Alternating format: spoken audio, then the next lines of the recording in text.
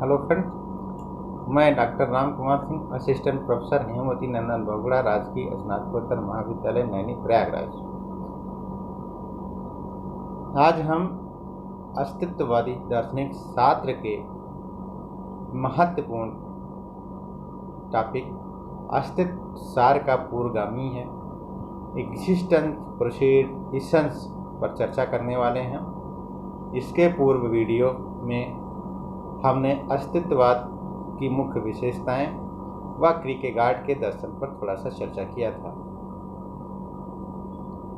यह टॉपिक न केवल एमए 4th सेमेस्टर के विद्यार्थियों के लिए अत्यंत उपयोगी है, बल्कि सिविल सर्विसेज का एग्जाम दे रहे विद्यार्थियों के लिए भी अत्यंत उपयोगी है। आइए प्रारंभ करते हैं। अस्तित्ववादी दार्शनिक या अस्तित्ववाद 20वीं सदी का दर्शन है, जिसकी कोई निश्चित दार्शनिक प्रणाली नहीं है। इसके विभिन्न दार्शनिकों ने अपने अनुसार मानव अस्तित्व व अस्तित्व की समस्या पर विचार किया है, साथ अपने आप को अस्तित्ववादी घोषित किया तथा पारंपरिक दर्शन प्रणाली की दिशा को बदलते हुए घोषित किया कि अस्तित्व सार का पूर्वगामी है। साथ मानव तथा अन्य वस्तुओं में अंतर किया है। मनुष्य के लिए शास्त्र कहता है अपने लिए सत्ता, जबकि अन्य वस्तुओं के लिए उसने अपने में सत्ता कहा। दोनों में मुख्य अंतर यह है कि भौतिक वस्तुओं का सार तत्व भौतिक वस्तु में रहता है, किंतु साथ ही भौतिक वस्तुओं का सार तत्व भौतिक वस्तुओं में रहता है तथा वह उसका अतिक्रमण नहीं कर पाता। किंतु मनुष्य का अस्तित्व किसी पूर्ववर्ती सार तत्व से निर्धारित नहीं होता है। शास्त्र के अनुसार ईश्वर भी नहीं है। अतः ईश्वरवादियों का यह कहना कि ईश्वर अपने बिंब के अनुसार मनुष्य की रचना करता है तथा ईश्वर की चेतना में मनुष्य का सार तत्व पहले से रहता है, गलत है। सार तत्व से अस्तित्व का निर्धारण नहीं होता है, जैसा कि ईश्वरवादी मानते हैं।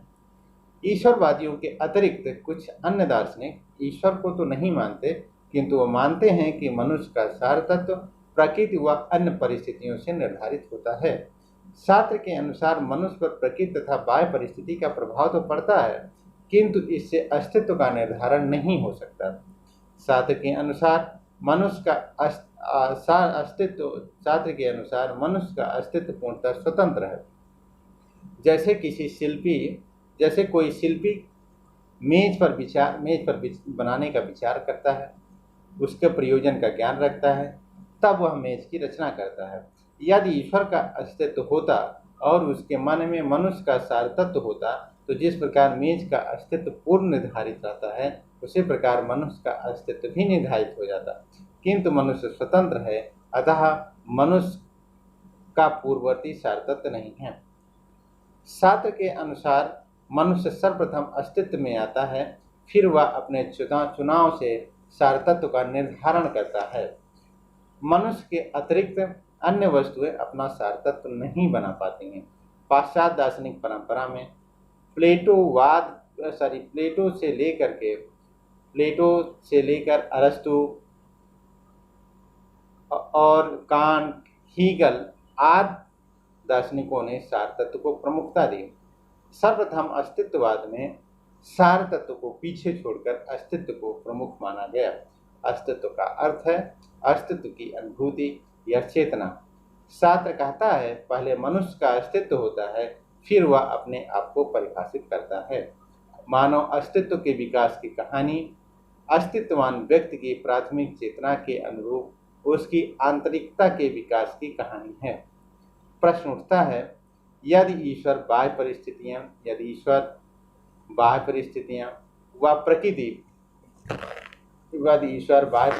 व प्रकृति मनुष्य के अस्तित्व का निर्धारण नहीं करती, तो क्या मनुष्य का अतीत उसके अस्तित्व का निर्धारण करता है?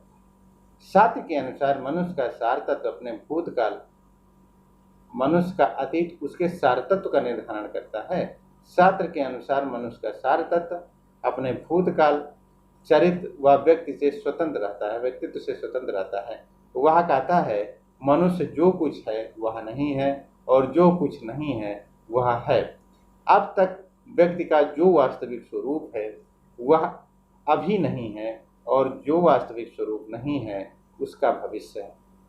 अर्थात चेतन अस्तित्व को निश्चित ढांचे में नहीं डाला जा सकता। भविष्य में अनेक संभावनाएं हैं, यह संभावना उसका वास्तविक स्वरूप है। इस प्रकार कहा जा सकता है कि मनुष्य का कोई सार तत्व नहीं है। भविष्य में जो योजना बनाता है उसका अतिक्रमण कर नवीन योजनाएं बनाता है। इस प्रकार मानव अस्तित्व को शून्य कहा गया। इसी शून्यता के कारण व्यक्ति में स्वतंत्रता व चुनाव संभव होता है तथा व्यक्ति कर्मशील बना रहता है। शास्त्र के अनुसार मानव अस्तित्व अपूर्ण है, क्योंकि अन्य वस्तुएं पूर्ण, मानव अस्तित्व पूर्ण है, जबकि अन्य वस्तुएं जिन्हें हम अचेतन वस्तुएं कहते हैं वो पूर्ण है। इस अपूर्णता के कारण मनुष्य में चेतना होती है, क्योंकि पूर्णता में चेतना नहीं होती है। ईश्वर इसीलिए संभव नहीं है क्योंकि एक तरफ उसे पूर्ण माना जाता है और दूसरी तरफ चेतन भी माना जाता है। पूर्ण कभी भी चेतन नहीं हो सकता है। पूर्ण कभी भी चेतन नहीं हो सकता है। मनुष्य पूर्णता को प्राप्त करना चाहता है, अर्थात ईश्वर बनना चाहता है। इसीलिए शास्त्र मनुष्य को संवेग कहता है। इसीलिए वो कहता है कि अस्तित्व सार का पूर्वगामी है। ध्यातव्य है, सभी अस्तित्ववादी दार्शनिक अस्तित्व को सार तत्व से पहले मानते हैं, किंतु हाइडेगर के अनुसार मनुष्य का अस्तित्व ही उसका सार तत्व है। यदि मनुष्य का सार तत्व नहीं है तो अस्तित्व से क्या स्वतंत्रता सिद्ध होती है, या स्वतंत्रता अस्तित्व से ही सिद्ध होती है, या स्वतंत्रता अस्तित्व का लक्षण नहीं है। शास्त्र के अनुसार अस्तित्व में होने का अर्थ है स्वतंत्र होना। शास्त्र स्वतंत्रता को चुनाव की स्वतंत्रता मानता है। मनुष्य प्रत्येक स्थिति में अपना चुनाव स्वयं करता है। वह चुनाव की संभावना से बच नहीं सकता, या चुनाव की संभावना से बच नहीं सकता। मनुष्य क्या बनेगा, किस दिशा में उसका अस्तित्व प्रवाहित होगा, उसी के निर्णय व निश्चय पर निर्भर करता है। मनुष्य को स्पष्ट अनुभूति होती है कि वह आगे भविष्य में किस प्रकार अपने आप को निर्मित करता है।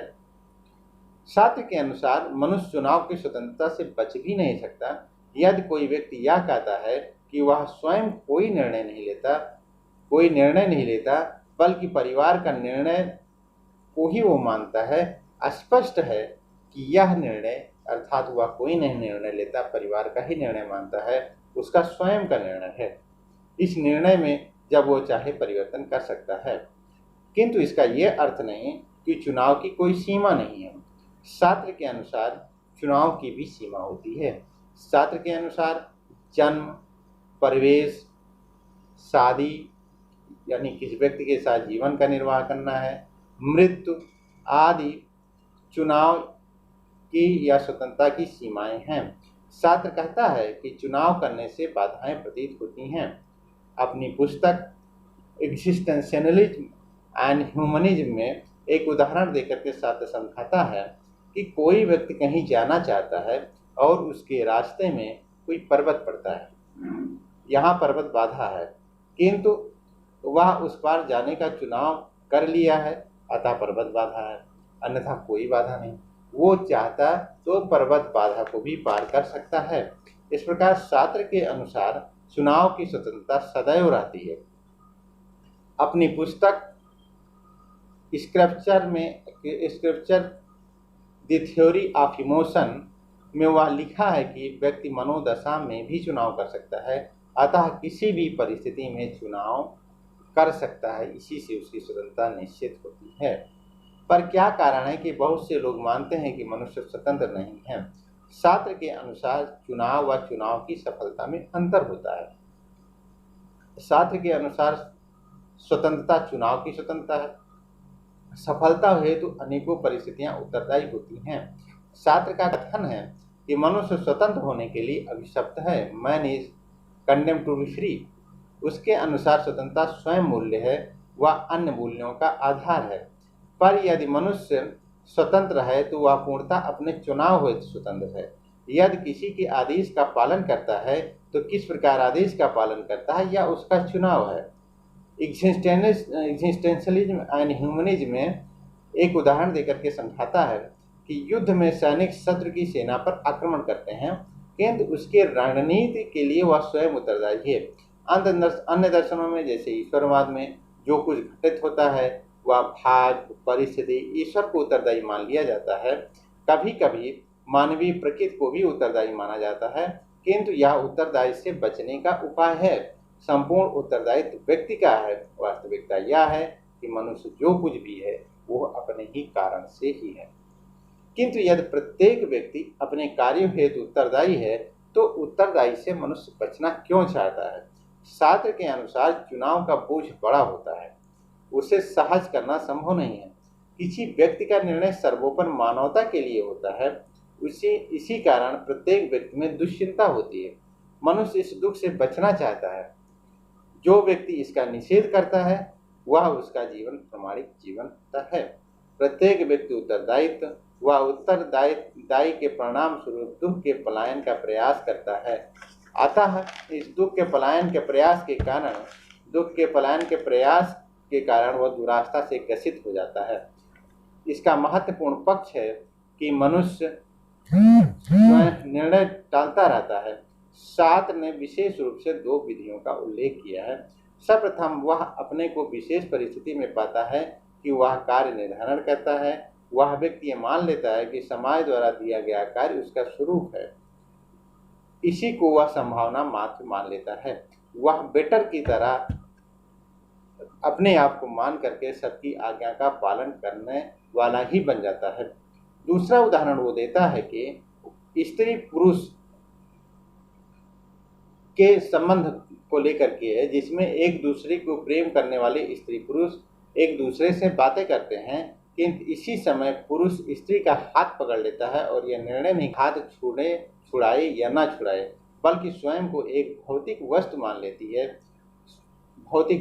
लेती है। शुभ आस्था भी इसका कोई समाधान नहीं है।